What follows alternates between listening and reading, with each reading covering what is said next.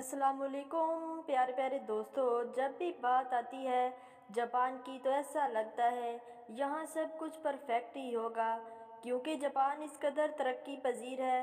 इसकी हर चीज़ परफेक्ट होगी, ये ख्याल हमारे जहन में आ जाता है। आज मैं जापान के मुतल्लिक जो कुछ बताने जा रही हूँ, आप वो सुनकर हैरान रह जाओगे कि ओ माय गॉड, जापान में भी ऐसे काम होते हैं।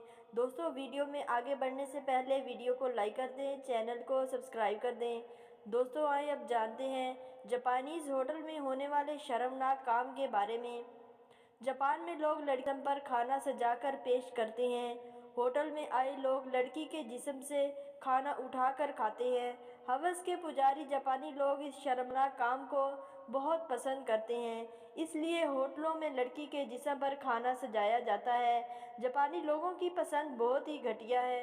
नाजरीन, आपको ये हैरान कुन मालूमात कैसी लगी है, कमेंट सेक्शन में ज़रूर बताएं।